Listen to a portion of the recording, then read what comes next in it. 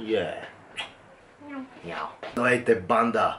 С вас е Краси и с епизод номер 3 на простотиите и глупостите, за които говорим в фитнес индустрията. Така, говорихме за химия, говорихме за тренировки и сега остана да говорим за храна. Най-интересната тема, която най-много хора бъркат. Основното нещо, което спира теб, точно така, теб и този плъх да влезете във форма. Основното нещо, което ви пречи, освен глупави тренировки, глупавия цикъл е храната. Къде на къде аз пък ще говоря за храна? Ами аз съм треньор, работя с много хора, работя с тренировките им, за диетите им естествено и аз съм виждал адски много неща и продължавам да виждам адски много методи на хранене, митове в храненето и всякакви глупости, които хората правят, така че имам много голямо наблюдение на всичките пути, които се случват напоследък из света с храненето. Така че днес ще поговорим за 3 основни мита и глупости, които виждам всеки. Мит номер 1. Трябва да ям полезно, за да свалям, и ако ям вредно, няма да свалям, ще качвам. Не. Нещата не работят така, хора. Първо, тук ще бъда много нахейтан, защото никой няма да схване това, което казвам, как че го обясня много просто, но няма значение какво ядеш. Ако ядеш повече отколкото трябва, дори да е само от броколи, салати, домати, чия и прясно изцедена люцерна, мед, ти ще качваш. Ако ядеш по-малко от това, от което имаш нужда, дори да е само от чоколади, дюнери, вафли, което е малумно, ако ядеш по-малко отколкото трябва, ще сваляш. Защо? Сега ще ви обясня механизма, който се надявам повечето да знаете.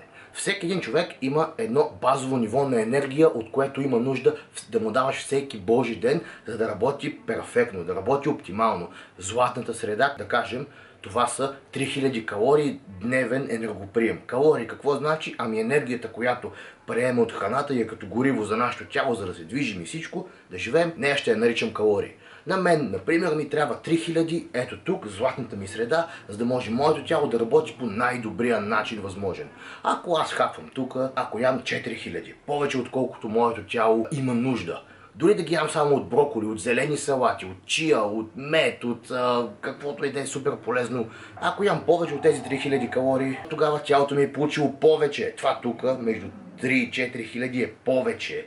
Тогава тялото ми какво да го прави? То изразходила тия 3000, не му трябва повече, всичко останало ще бъде складирано като мазнина. Точно това е причината ти да дадеш само здравословни салати, чия, авокадо, драконов плод. Да, супер полезни храни са, но ако ти имаш нужда от толкова и от полезния супер готин зехтин, двойно изцеден студено пресован зехтин, слагаш, защото е супер полезен, ти много бързо идваш на тия 4000 калории. И колкото и да са полезни храните, ядеш ли повече, ти ще складираш всичко останало, всичко отгоре, като подкожна мазнина. И от друга страна, ако аз ям пак 3000 калории, ако ми трябва толкова, но аз ям само 2000, не успявам да си ги изям, защото съм от онези дами, които едва ми ядат и ми се раздува стомаха от половин филия хляб. Се случва, ако ям супер малко и не ми достига тая храна или съм на диета за състезание, то тогава този недостиг, дори това да го ям тук само от бокуци, пици, дюнери, вафли, тъпоти, да, то ще е малумно, но аз пак ще ям по-малко от това, което ми трябва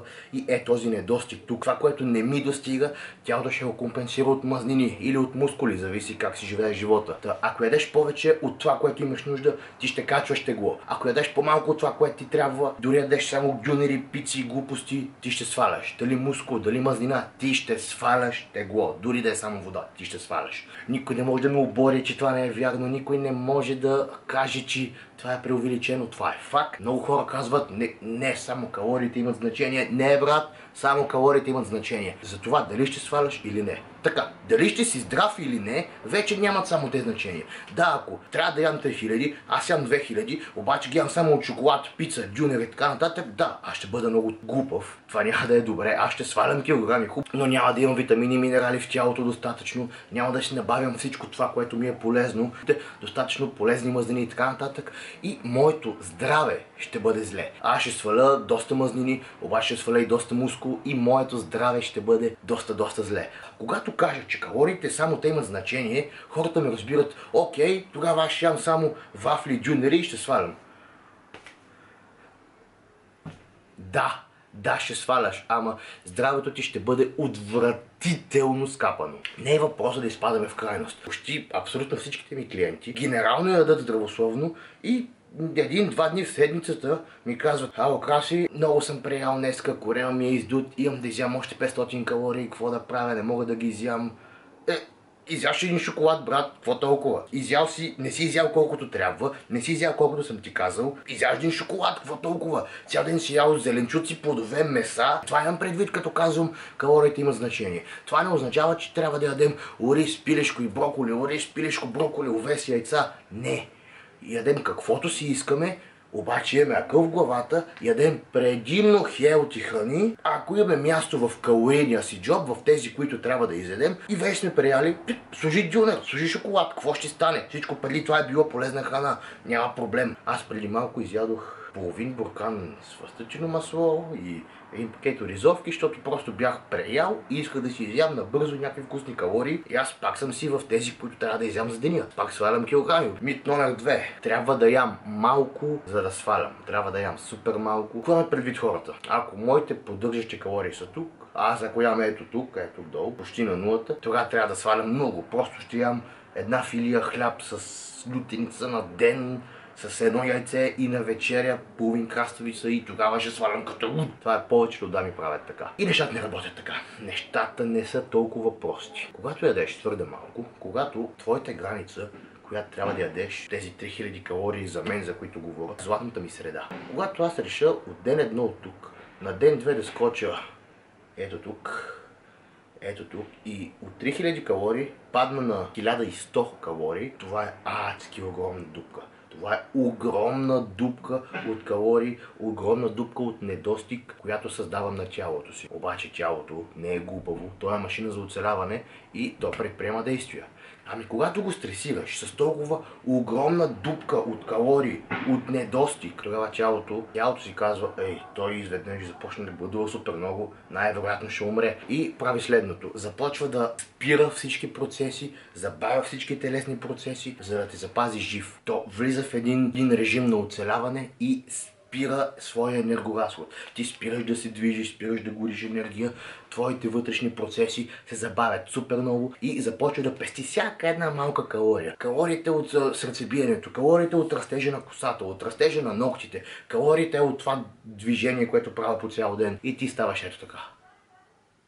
Това става. За да може. Тъжното е, че 70-80% от хората, които идват при мен с идеята да свалят, вече са влезли в тази дупка. Те вече ядат супер малко и да 1800 калории, тежат 120 кг и не свалят. И се случва следното. Аз трябва да им обясня, че първо трябва да почнем да ядем повече и повече, телесните процеси да се забързат, тялото да излезе от този режим за оцеляване, в който може да стои години наред. Трябва да им дигам храната от 1000 калории на 1500, 2000, 2500 и така нататък, за да може да отпуша системите на тялото, те да започнат да работят отново и чак тогава вече да започнем да сваляме килограми. Сами осъзнавате, че това е адски много изгубено време с идеята тялото да бъде възстановено.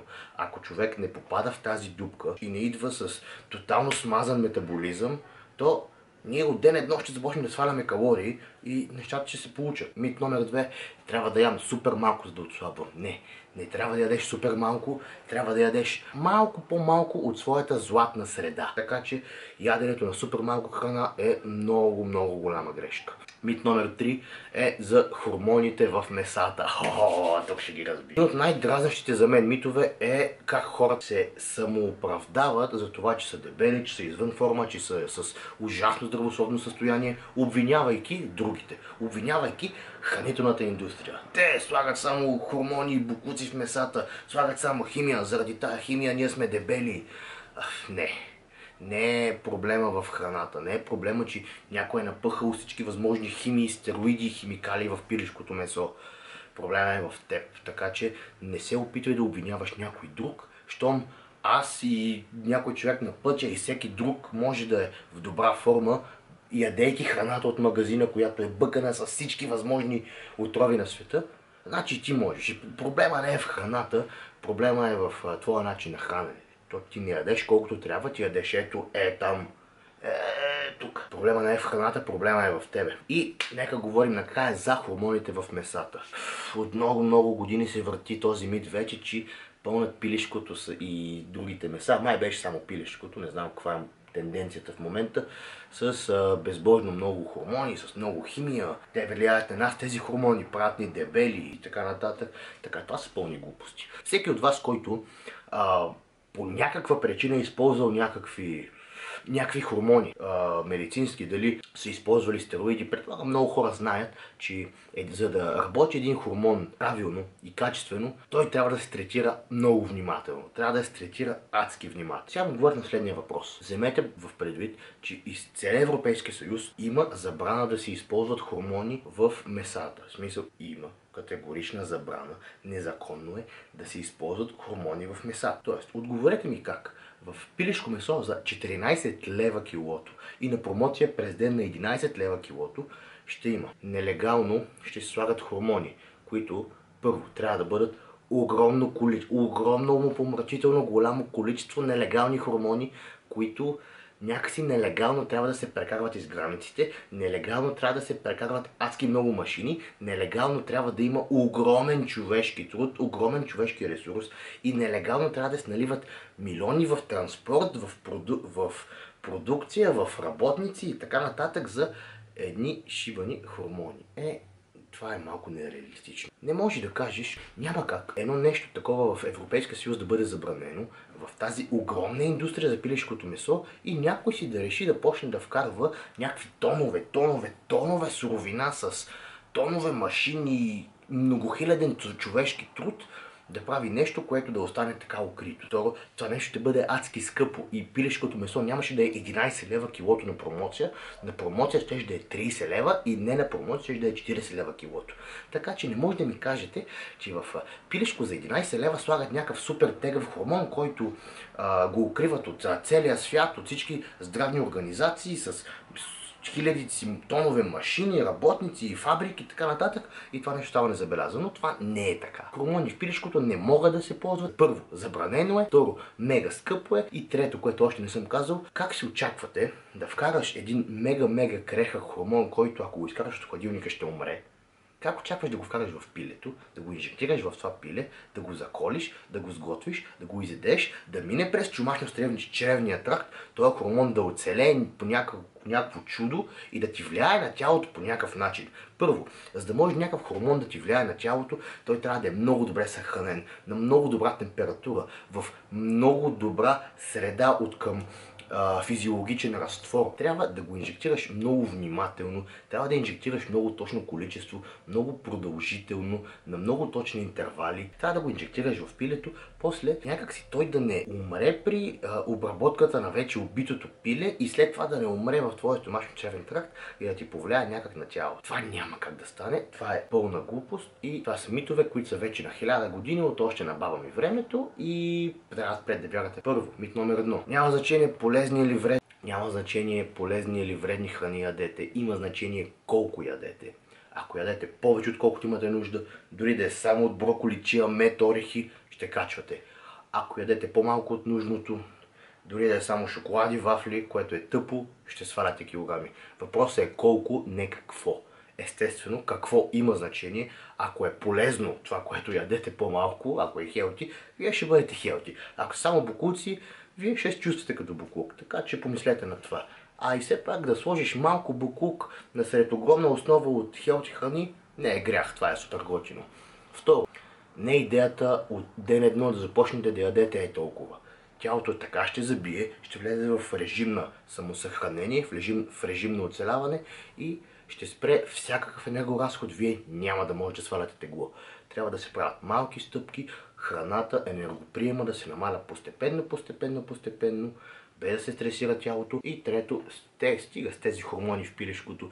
Няма хормони в пилешкото. Първо, хормоните в месото, които ги няма, не могат да ти повлияят на тялото, дори да ги имаше, защото не могат да оцелеят. Второ, много са скъпи и пилешкото нямаше да струва 11 лева, а 40. И трето, това е просто нелегално, така че не бъдете конспиратори, законът го е забранил и това не се случва. И това е от мен, хора. Следващото видео ще бъде влог от състезание. Имам състезател след една седмица, така че предстои 2-3 влога от състезания, които ще видите и така нататък. Това е от мен, надявам се да ви беше приятно, да не съм ви доскучал. Това е моя плъх и ще се видим другата седмица.